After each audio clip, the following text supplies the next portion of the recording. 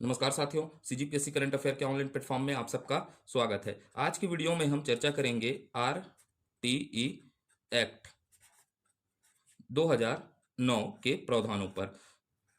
तो अर्थात right to education act 2009 के श्रृंखला को आगे विस्तार देंगे। इसके अंतर्गत हमने अब तक अध्याय 1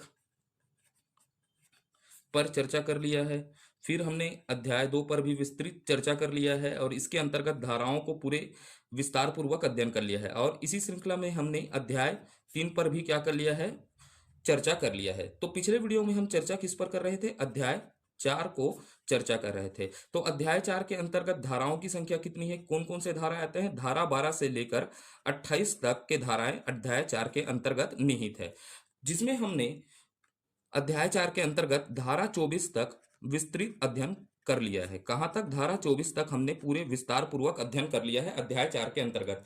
तो अध्याय 4 के अंतर्गत आज हम धारा 25 पर चर्चा करेंगे। किस पर, धारा 25 पर चर्चा की शुरुआत करेंगे। तो धारा 25 के अंतर्गत प्रावधान है छात्र और शिक्षक का अनुपात। ये धारा के 25 के अंतर्गत क्या प्रावधान है, छात्र एवं शिक्षक का अनुपात, शिक्षक का अनुपात का प्रावधान है। तो शुरुआत करते हैं चर्चा को, छात्र और शिक्षक के अनुपात को समझने का प्रयास करते हैं। तो सबसे पहले हम क्या देखेंगे, प्राथमिक स्तर पर चर्चा करेंगे। किसमें, प्राथमिक स्तर पर छात्र एवं शिक्षक के अनुपात पर क्या करेंगे, चर्चा करेंगे। किस स्तर पर, प्राथमिक स्तर अर्थात कक्षा 1 से 5वीं तक छात्र और शिक्षक का अनुपात क्या होगा जानने का प्रयास करेंगे। तो एक तरफ आप क्या लिखेंगे, ऐसे छात्र की संख्या डालिएगा, इस एक साइड क्या डालेंगे आप, छात्र की संख्या, और एक साइड हम क्या डालेंगे, शिक्षक की संख्या पर चर्चा करेंगे। तो प्राथमिक स्तर में हम देखेंगे छात्र एवं शिक्षक का अनुपात पर क्या करेंगे, चर्चा करेंगे। तो पहला हमको याद रखना है 1 से 30 तक, कितने तक, 1 से 30 तक छात्र में, किसमें, 1 से 30 तक छात्र में शिक्षकों की संख्या कितनी होगी, 1 होगी। कितनी होगी, 1 होगी। आपको याद रखना है कि 1 से 30 तक छात्रों में कितने शिक्षक होंगे, 1 शिक्षक होंगे। फिर हमको याद रखना है 31 से, कहां से, 31 से 60 तक। अगर किसी स्कूल में, प्राथमिक स्तर के स्कूल में 31 से 60 तक क्या होंगे, छात्रों की संख्या हो जाएगी, तो वहां शिक्षकों की संख्या कितनी होनी चाहिए, 2 होनी चाहिए। फिर हमको याद रखना है 61 से, कहां से, 61 से 90 तक, कहां, 61 से 90 तक छात्रों की संख्या होती है, तो शिक्षकों की अनुपात, शिक्षकों की संख्या कितनी होगी, 3 होगी। फिर हमको एक कड़ी को और आगे बढ़ाता हूं, 91 से, कहां से, 91 से 120 तक, कहां तक, 120 तक अगर छात्र होते हैं तो उस प्राथमिक स्तर के स्कूल में शिक्षकों की संख्या कितनी होगी, 4 होगी।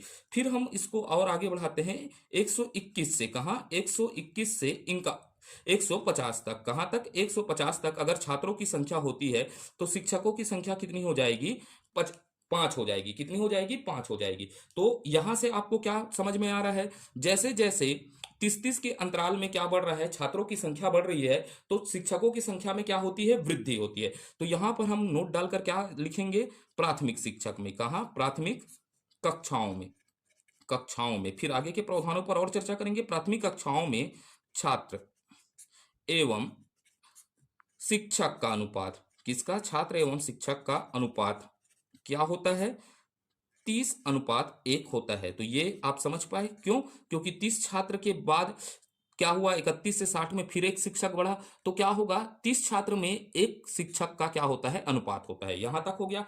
तो हम कहां पर पहुंचे थे, 121 से 150 तक कितने शिक्षक थे, 5 शिक्षक होते हैं। अब इसी को आगे बढ़ाते हैं, अब यहां पर डालते हैं, नोट डालते हैं, क्या डालते हैं, नोट डालकर आपको इसको याद रखना है, ये महत्वपूर्ण तथ्य है।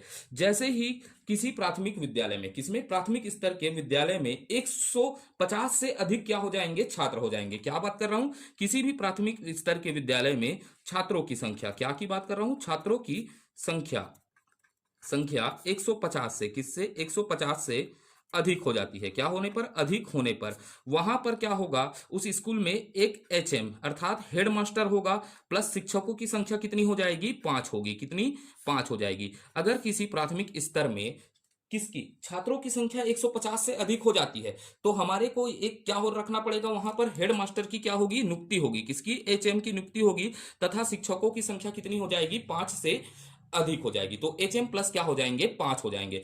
तो छात्रों की संख्या कितनी, 150 से अधिक होने पर। ठीक है, उसके बाद हमको और एक चीज को नोट डालकर याद रखना है। ठीक है, कितने भी कठिन प्रश्न पूछे हमसे बनने चाहिए, तो एक नोट डालकर रखिएगा।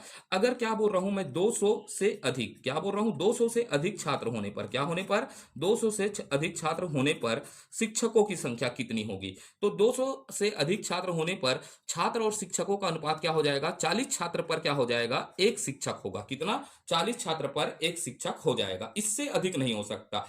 तो हमको क्या याद रखना है, प्राथमिक कक्षाओं में शिक्षक और छात्र का अनुपात कितना होगा करके याद रखना है, 30:1 होगा। कितना होगा, 30:1 होगा। 150 से अधिक होने पर क्या होगा, एक हेडमास्टर प्लस क्या हो जाएगा, 5 शिक्षक हो जाएंगे। अगर 200 से अधिक होता है, प्रश्न पूछेगा 200 से अधिक होने पर प्राथमिक स्तर पर शिक्षकों की संख्या की अनुपात बताइए, 40 अनुपात क्या हो जाएगा, 1 होगा। लेकिन हमको क्या याद रखना है, प्राथमिक स्तर पर शिक्षकों और छात्रों की क्या पूछेगा, अनुपात पूछेगा, तो आपको क्या आंसर देना है, 30:1 देना है। अगर क्या पूछा 200 से अधिक होने पर क्या होगा करके, तो 40:1 देना है। यहां पर आप कंफ्यूज मत होइएगा। ठीक है, तो अब आगे बढ़ते हैं। ये हो गया हमारा प्राथमिक स्तर पर चर्चा कर लिए। फिर हम देखते हैं उच्च प्राथमिक स्तर पर, किस पर चर्चा करते हैं, उच्च प्राथमिक स्तर पर।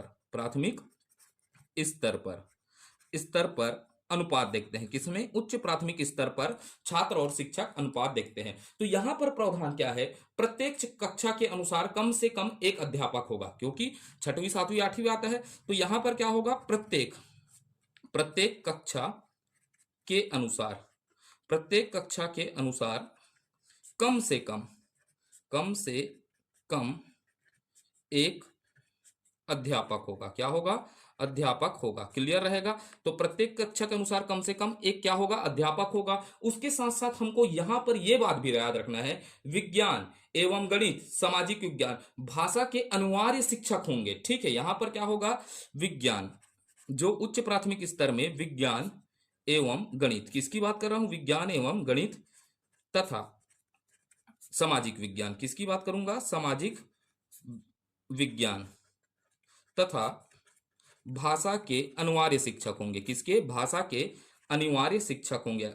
भाषा के अध्यापक अनिवार्य है, लिख देता हूं, क्या लिख देता हूं, अध्यापक अनिवार्य है। तो ये आपको क्लियर हुआ कि उच्च प्राथमिक स्तर में क्या होगा, विज्ञान गणित सामाजिक विज्ञान एवं भाषा के शिक्षक क्या है, अनिवार्य है। ठीक, तो यहां से और एक बात को आपको याद रखना है, जैसे 100 प्लस क्या हो जाएंगे, 100 प्लस से अधिक, उच्च प्राथमिक स्तर में 100 से अधिक क्या हो जाएंगे, विद्यार्थी होने पर, क्या होने पर, 100 प्लस विद्यार्थी होने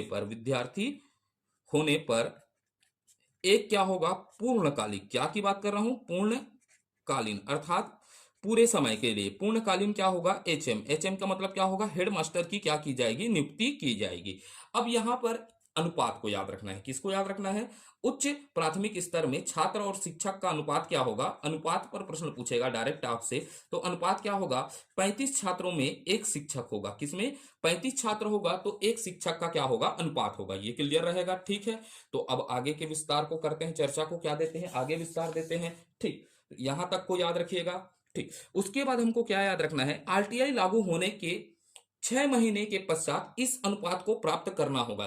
तो ये प्रावधान क्या बताता था, जो हमने देखा किसका, 30:1 प्राथमिक स्तर में और 35 अनुपात क्या देखा, एक किसमें, उच्च प्राथमिक स्तर में। तो इसे क्या करना है, आरटीआई लागू होने के बाद 6 महीने में इस अनुपात को क्या करना था, प्राप्त करना था। क्या करना था, इस अनुपात को प्राप्त करना था। तो हमको याद क्या रखना है, यहां पर आरटीई लागू होने के 6 माह पश्चात, 6 माह में इस अनुपात को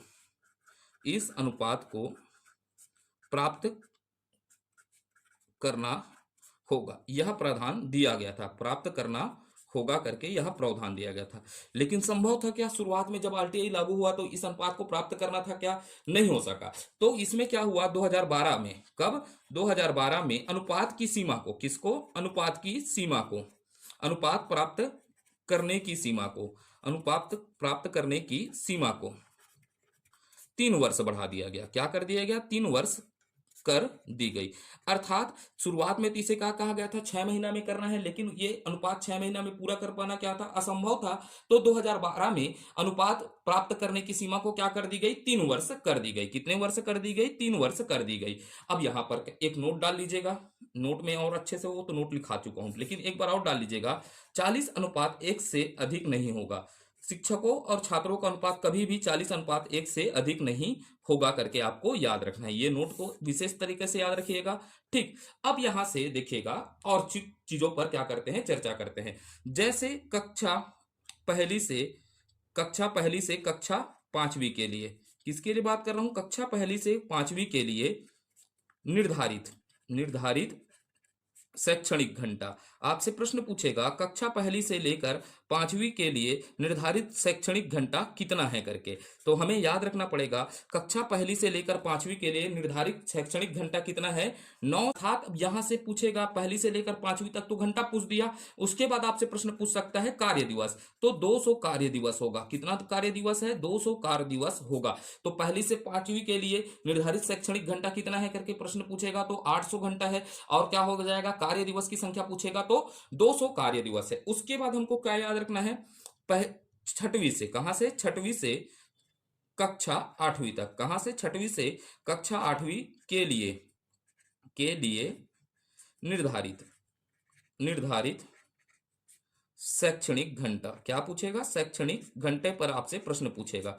तो आपको क्या याद रखना है, यहां पर कक्षा 6वीं से लेकर 8वीं तक के लिए निर्धारित शैक्षणिक घंटा कितना है। तो शैक्षणिक घंटा कितना है, 1000 घंटा क्या होगा, घंटे न्यूनतम होंगे। कितने घंटे न्यूनतम होंगे, 1000 घंटा क्या होगा, न्यूनतम होगा शैक्षणिक घंटा। अब यहां पर से प्रश्न पूछेगा कक्षा 6वीं से लेकर 8वीं तक के लिए शैक्षणिक कार्य दिवस। तो यहां पर कार्य दिवस कितना होगा, 220 कार्य दिवस होगा। कितना कार्य दिवस होगा, 220 दिन का क्या होता है, कार्य दिवस होता है करके।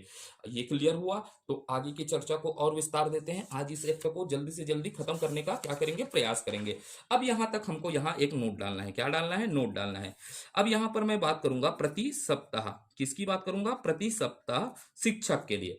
तो प्रति सप्ताह एक शिक्षक के लिए न्यूनतम 45 घंटा का कार्य होगा। कितने घंटे का, 45 घंटे का कार्य होगा। एक शिक्षक के लिए बात कर रहे हैं, किसके लिए, एक शिक्षक के लिए। तो प्रति सप्ताह एक शिक्षक, किसकी बात कर रहा हूं, एक शिक्षक के लिए, एक शिक्षक के लिए न्यूनतम न्यूनतम तम 45 घंटा, कितने घंटा, 45 घंटा कार्य के होंगे। कितने घंटा, 45 घंटा कार्य के होंगे। अब आप देखिएगा भाई, आप शिक्षक विक्षक को स्थिति क्या है कि वो 45 घंटा कार्य करते हैं या नहीं करते। और लेकिन इसमें एक चीज और याद रख लीजिएगा, इसमें क्या करेंगे, तैयारी का घंटा भी शामिल करेंगे। 45 घंटे में क्या होगा, तैयारी के घंटे भी शामिल होंगे। ठीक है, तो ये प्रावधान है शिक्षक के लिए शामिल होंगे। तो प्रश्न आपसे क्या पूछ सकता है, बताइएगा, शिक्षक के लिए एक सप्ताह में कितने कार्य घंटे होते हैं, 45 कार्य घंटे होते हैं। तो ये हो गया हमारा धारा 25 के संदर्भ में पूरी चर्चा। अब जाते हैं धारा 26 पर चर्चा को शुरुआत करते हैं। किस पर शुरुआत करते हैं, धारा 26 पर चर्चा को शुरुआत करते हैं।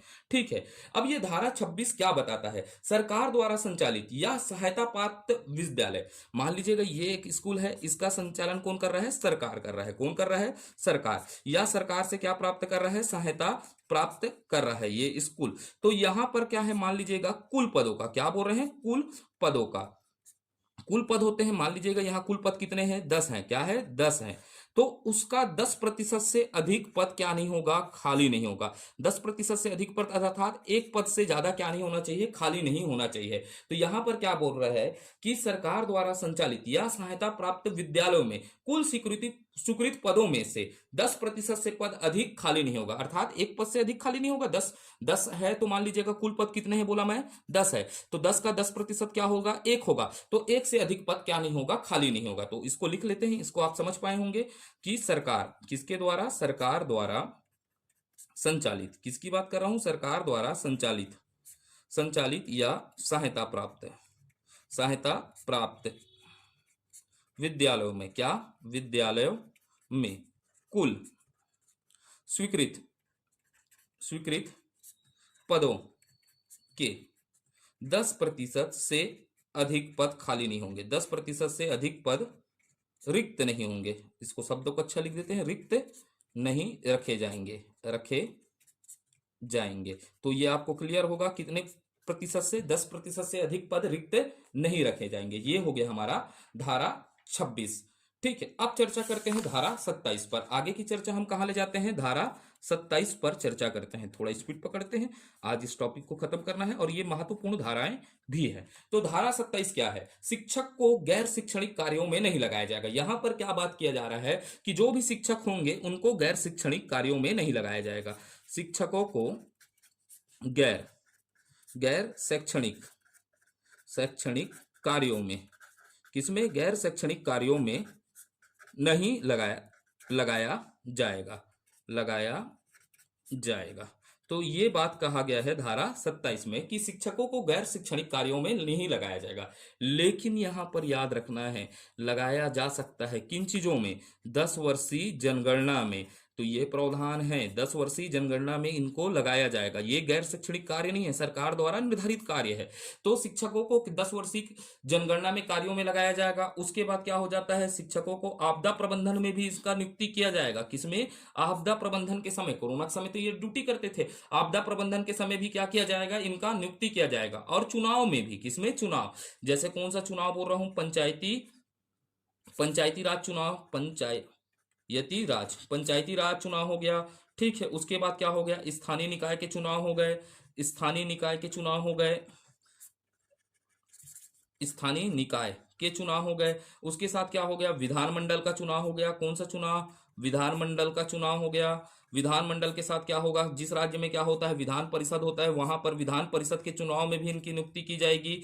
या क्या बोल सकता हूं, संसदीय चुनाव। अभी संसदीय चुनाव आएगा तो उनमें भी क्या किया जाएगा, शिक्षकों को लगाया जा सकता है। क्या किया जा सकता है, लगाया जा सकता है। ठीक है, इसको याद रखिएगा। तो धारा 27 क्या बोलता है, शिक्षकों को गैर शैक्षणिक कार्यों में नहीं लगाया जाएगा। लेकिन किन में लगाया जाएगा, आप इन चीजों को थोड़ा सा दिमाग में रखिएगा, और आप देखते आए हैं तो इसको आसानी से आप समझ पाएंगे। ठीक है, उसके बाद धारा 28 को याद करते हैं, समझने का प्रयास करते हैं। धीरे धीरे आसान है, आप समझने का प्रयास करेंगे, धीरे से याद हो जाएगा। धारा 28 क्या कहता है, शिक्षकों द्वारा प्राइवेट शैक्षणिक ट्यूशन नहीं कराया जाएगा। अर्थात यहां पर यह प्रावधान बताता है धारा 28 का कि शिक्षकों द्वारा प्राइवेट शिक्षण, या क्या कहूं, कह देता हूं ट्यूशन, प्राइवेट शिक्षण या ट्यूशन नहीं करवाया जाएगा।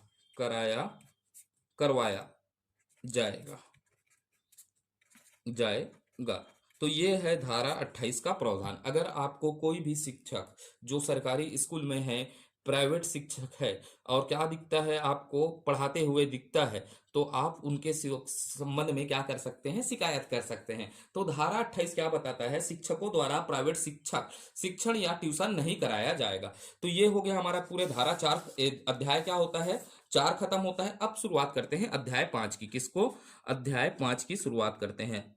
तो अगला अध्याय क्या होगा, हमारा 5 होगा। इस अध्याय में कितने धारा है करके याद रखना है, धारा 29 से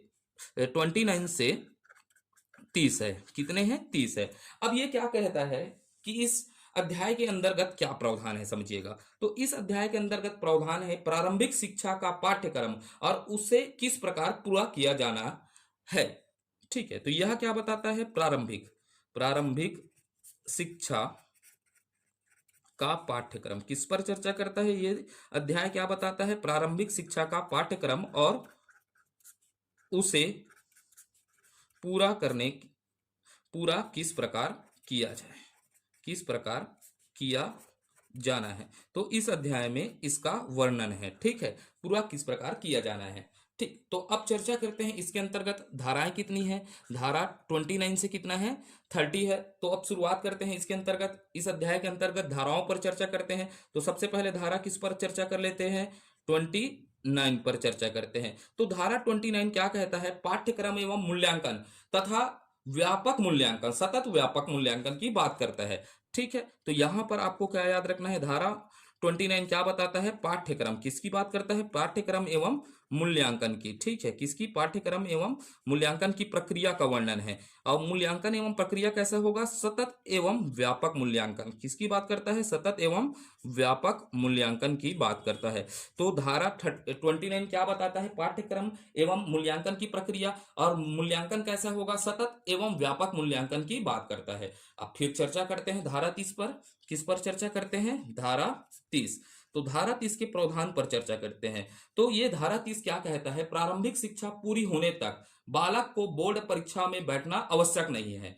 ठीक है, यहां पर क्या बात किया जाता है कि प्रारंभिक शिक्षा पूरा होने तक बालक को बोर्ड परीक्षा में बैठने की आवश्यकता नहीं है, और प्रारंभिक शिक्षा पूरे करने पर प्रमाण पत्र जारी किया जाएगा। ठीक है, क्या जारी किया जाएगा, प्रमाण पत्र जारी किया जाएगा। तो आपको अभी लगता होगा भाई भाई 5वीं और 8वीं में होता है या नहीं होता है करके, आप जानते हैं बोर्ड परीक्षा होता है, लेकिन इस एक्ट में यह प्रावधान किया गया है कि प्रारंभिक शिक्षा पूरा होने तक बालक को बोर्ड परीक्षा में बैठने का क्या नहीं होगा, आवश्यकता नहीं है। लेकिन ये क्या कहता है, धारा 38, सरकार चाहे तो इसमें क्या कर सकती है, संशोधन कर सकती है। तो राज्य सरकार अपने अनुसार क्या करके संशोधन करके परीक्षाएं लेती है, छत्तीसगढ़ में जो होता है। तो आप ये समझ पाए बातों को। तो यहां पर आपको याद क्या रखना है, प्रारंभिक शिक्षा, किसमें, प्रारंभिक शिक्षा पूरी होने तक प्रारंभिक शिक्षा पूरी होने तक बालक को, किसको, बालक को बोर्ड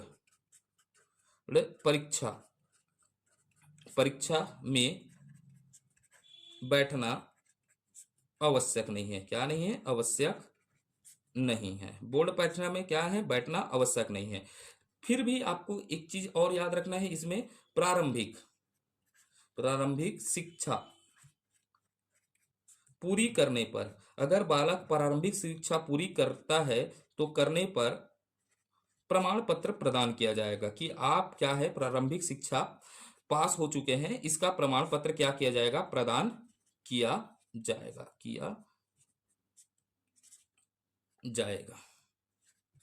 क्लियर हो गया, इसका प्रमाण पत्र क्या किया जाएगा, प्रदान किया जाएगा। तो ये धारा 30 का प्रावधान था। ठीक है, तो अब आगे चर्चा करते हैं, अध्याय 6 पर पहुंचते हैं। किस पर पहुंचते हैं, अध्याय 6 में चर्चा को शुरुआत करते हैं। तो अगला हमारा टॉपिक रहेगा अध्याय 6। किस पर चर्चा करते हैं, अध्याय 6। तो यहां पर अध्याय 6 में अपने को याद क्या रखना है, इसमें धाराएं कितनी होंगी।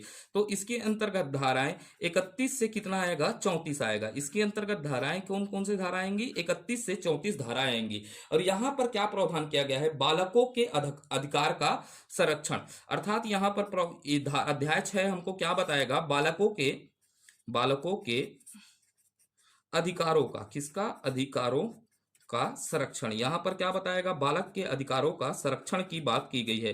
तो अध्याय 6 क्या प्रावधान करता है, बालकों के अधिकार के संरक्षण का प्रावधान करता है। तो शुरुआत करते हैं, इसके अंतर्गत कौन सा धारा को देखते हैं, धारा 31 पर चर्चा को शुरुआत करते हैं। किस पर, धारा 31। तो यहां पर क्या बताया गया है, धारा 31 के अंतर्गत प्रावधान किया गया है, बालक के शिक्षा के अधिकार का मॉनिटरिंग करना। क्या करना, मॉनिटरिंग करना। तो अब यहां पर देखते हैं क्या बताता है, प्रावधान क्या है, बालक के शिक्षा के अधिकार का, बालक के शिक्षा के अधिकार का मॉनिटर करना, बालक के शिक्षा के अधिकार का क्या करना, मॉनिटर करना। तो ये कौन सा धारा बताता है, धारा 31 बताता है। ठीक है, अब मॉनिटर करना है तो इसके लिए क्या प्रणाली है, तो यहां पर एक अधिनियम याद रखना है, बाल अधिकार संरक्षण अधिनियम 2005। किसको, बाल अधिकार संरक्षण अधिनियम 2005। तो मॉनिटरिंग करने के लिए एक अधिनियम है करके आपको याद रखना है, क्या है, बाल अधिकार संरक्षण अधिनियम। किसकी बात कर रहा हूं, बाल अधिकार संरक्षण अधिनियम 2005। तो बाल अधिकार संरक्षण अधिनियम कब पास हुआ करके प्रश्न पूछेगा तो हमको याद रखना है 2005 में। अब इस बाल अधिकार संरक्षण अधिनियम 2005 की धारा 2, ये किसका धारा है करके आपको याद रखना है, बाल अधिकार संरक्षण अधिनियम 2005 की धारा 2 के अनुसार राष्ट्रीय स्तर पर क्या किया जाएगा, धारा 3, सॉरी धारा क्या होगा, ये 3 होगा, 2 नहीं होगा, क्या होगा, धारा 3।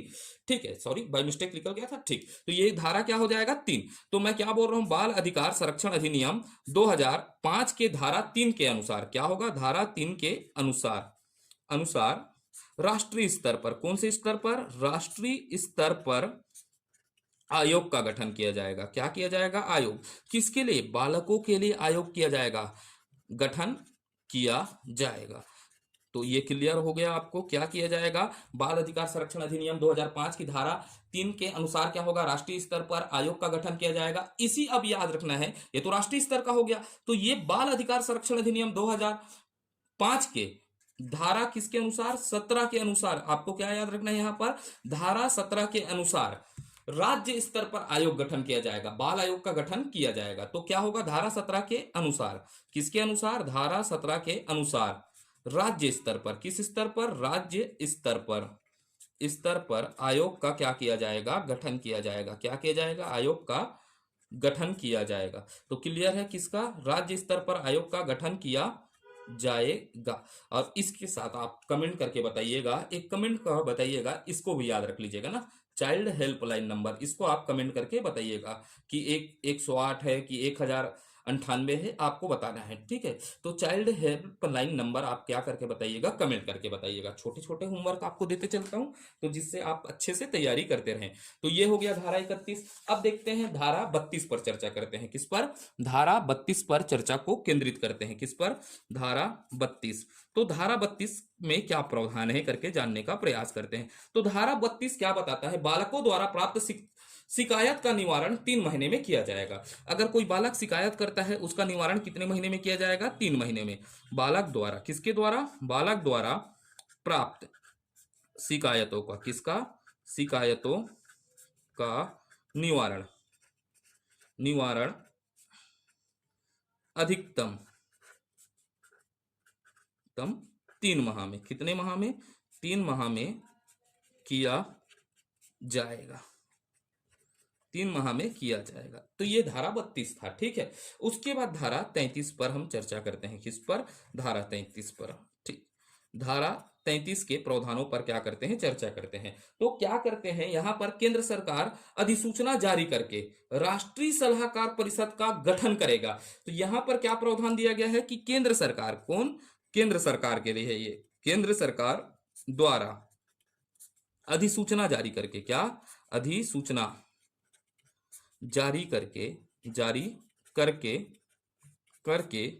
राष्ट्रीय सलाहकार, क्या, राष्ट्रीय सलाहकार परिषद का गठन किया जाएगा, परिषद का गठन करना है, ठीक है। राष्ट्रीय सलाहकार परिषद का गठन करना है। अब छोटा सा इसमें और पॉइंट बता देता हूं, राष्ट्रीय सलाहकार में क्या होगा, सदस्य कितने होंगे, 1+14, 1+14 का मतलब टोटल 15 सदस्य होंगे करके आपको याद रखना है। फिर आपको याद क्या रखना है, धारा 34 को, किसको, धारा 34।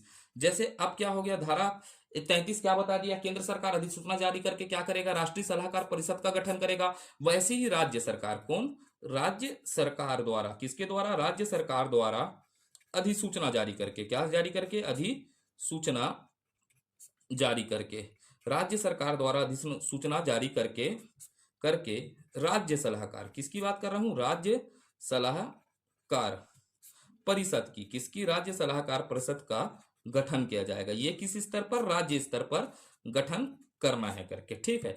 तो राज्य सरकार द्वारा अधिसूचना जारी करके राज्य सलाहकारी परिषद का क्या किया जाएगा, गठन किया जाएगा। और इस परिषद में भी देख लेते हैं सदस्य कितने होंगे। तो सदस्य होंगे 1+14, अर्थात कितने सदस्य, 15 सदस्य होंगे। अध्यक्ष होगा एक, और उसके साथ 14 सदस्य होंगे करके आपको याद रखना है।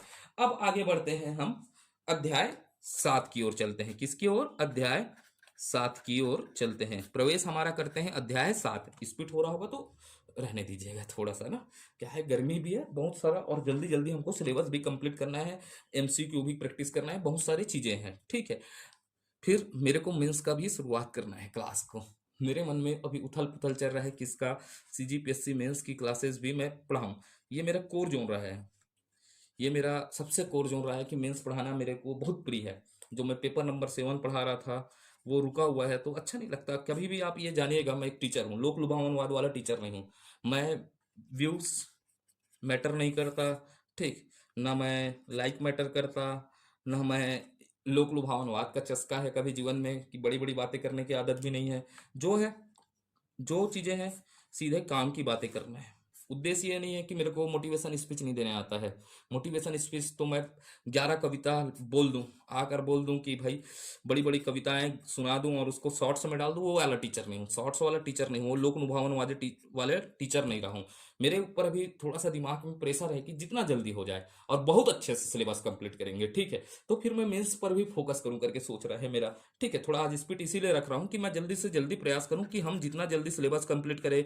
फिर हमको एमसीक्यू पर भी प्रैक्टिस करना है, ठीक है। एमसीक्यू के साथ आप जैसा बोलेंगे तो मैं जीएस का कोई भी टॉपिक ले दूंगा, और जब भी जीएस का टॉपिक लूंगा तो ये व्यापम है, तो ये व्यापम के परीक्षा में सीधा हम क्विक रीजन सीरीज चालू करेंगे। क्या करेंगे, अगर आप बोलेंगे तो क्विक रीजन सीरीज का शुरुआत करेंगे, जहां जो चीजें इंपॉर्टेंट रखती हैं उन्हीं को पढ़ेंगे, क्योंकि ये सिलेबस में 15 नंबर है, 15 नंबर से ज्यादा नहीं है। अगर ये 35 होता तो इसको डेप्थ रखते, पॉलिटी बस डेप्थ पढ़ना पड़ेगा यहाँ पर, ठीक है। तो अध्याय 7 पर चर्चा करते हैं। अध्याय 7 क्या है, प्रकीर्ण है।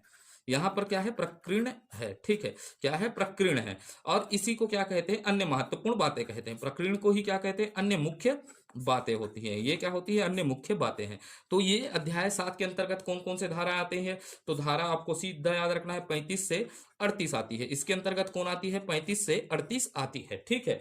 अब देखते हैं 35 से 38 आती है, तो सबसे पहले धारा देख लेते हैं। धारा 35 किसकी बात कर रहा हूं, धारा 35। तो धारा 35 में क्या प्रावधान है, आरटीआई लागू करने एवं अन्य संबंध में दिशा निर्देश जारी करने की शक्ति, ठीक है। तो ये क्या कहता है, आरटीई लागू करने, लागू करने व अन्य संबंध में, अन्य संबंध में निर्देश जारी करने की, निर्देश जारी करने की शक्ति, जारी करने की शक्ति का वर्णन है।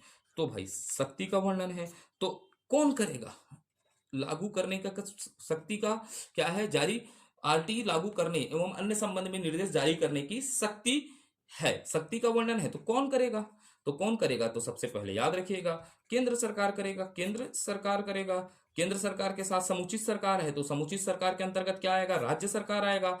तो राज्य सरकार के साथ क्या आएगा, स्थानीय सरकार। यही सब क्या करेंगे, निर्देश जारी करेंगे। क्या करेंगे, निर्देश जारी करेंगे। कौन हो जाएगा, स्थानीय सरकार।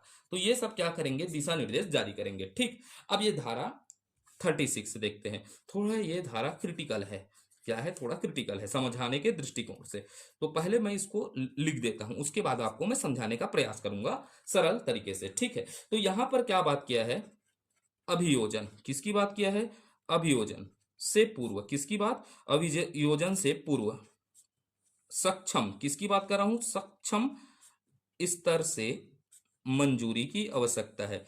अभियोजन से पूर्व सक्षम स्तर से मंजूरी, किसकी, मंजूरी की आवश्यकता है, ऐसा लिखा हुआ है इसके अंतर्गत, आवश्यकता है। तो अब इसको मैं सामान्य भाषा में समझाता हूं, ये मेरा तरीका रहेगा ना, ठीक है।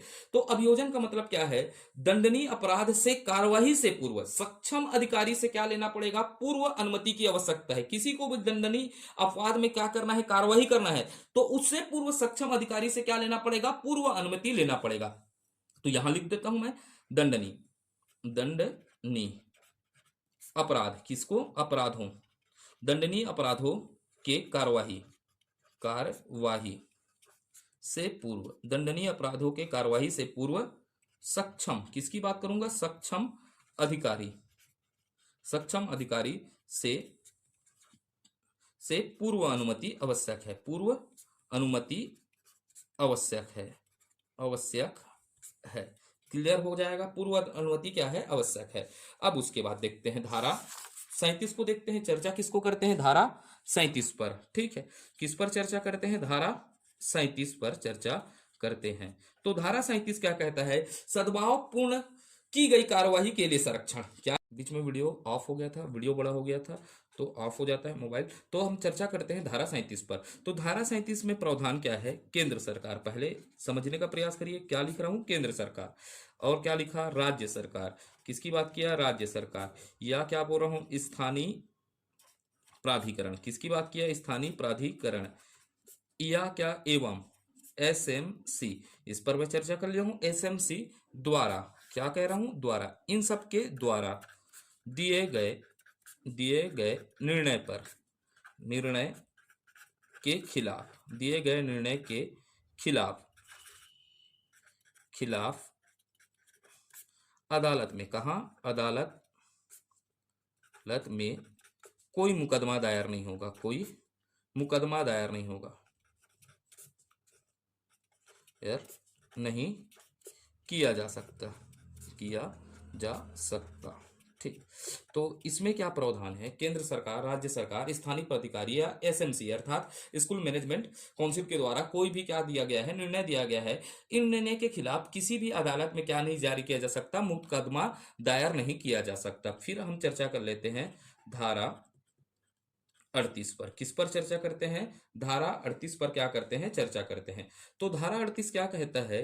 केंद्र सरकार, केंद्र सरकार द्वारा राज्यों को, किसको? राज्यों, राज्य सरकारों को, राज्य सरकारों को आरटीई लागू करने, लागू करने के बारे में प्रदत्त शक्ति का उल्लेख है, लागू करने के बारे में प्रदत्त शक्ति का उल्लेख है, उल्लेख है। तो धारा 38 में क्या है? केंद्र सरकार द्वारा राज्य सरकारों को आरटीआई लागू करने के शक्तियों के बारे में क्या किया गया है? उल्लेख किया गया है। क्या किया गया है? केंद्र सरकार द्वारा राज्यों सरकारों को आरटीई, किसको? आरटीई लागू करने के बारे में शक्ति का क्या किया गया है? उल्लेख किया गया है। अब एक नोट डाल लीजिएगा, क्या डाल लीजिएगा? नोट डालकर याद रखिएगा 2012 में संशोधन कर, क्या करके? 2012 में संशोधन में एक धारा जोड़ी गई थी। क्या की गई थी? धारा और जोड़ी गई थी, जोड़ी गई थी। 2009 में संशोधन कर एक धारा जोड़ी गई थी, जिसमें क्या प्रावधान है? कठिनाइयों को दूर करने की शक्ति किसके पास होगी? केंद्र सरकार की होगी। तो यहां पर धारा 2012 में संशोधन करके एक नई धारा जोड़ी गई थी, जिसमें क्या कहा गया था? कठिनाइयों को, किसको? कठिनाइयों को दूर करने की, क्या करने की? दूर करने की शक्ति, कठिनाइयों को दूर करने की शक्ति केंद्र सरकार की होगी। किसकी? केंद्र सरकार की शक्ति है, केंद्र सरकार की क्या है? शक्ति है। तो धन्यवाद, ये हमारा आज खत्म होता है आरटीई एक्ट 2009, जिसे हमने पूरे तरीके से विस्तार, सारगर्भित, संक्षिप्त रूप में क्या किया है? प्रस्तुत किया है। ये पूरे अधिनियम का सारांश है। अधिनियम तो बहुत बड़ा है, जहां से मैंने पूरे सारांश को पढ़कर, अध्ययन करके, छान कर, फिल्टर करके जितने पॉइंट थे उसको निकालने का क्या किया हूं? प्रयास किया हूं। तो आपको यह प्रयास कैसा लग रहा है? बिल्कुल क्या करके बताइएगा, कमेंट करके बताइएगा। चाहे तो आप लाइक कर सकते हैं, शेयर कर सकते हैं, लेकिन मेरे लिए हमेशा जरूरी क्या है? कमेंट। ठीक है, तो आप कमेंट करेंगे तो अगला हम अध्याय और जल्दी से जल्दी शुरुआत करने का क्या करेंगे? प्रयास करेंगे। ठीक है, तो आपको यह प्रयास आपके लिए उपयोगी सिद्ध हो रहा है या नहीं हो रहा है? बताइएगा। लाइक शेयर सब्सिडरी है, लेकिन जरूरी क्या है? कमेंट है, जिससे मेरे को क्या पता चलता है कि यह आपके लिए उपयोगी है या नहीं है। भारत माता की जय। जय छत्तीसगढ़।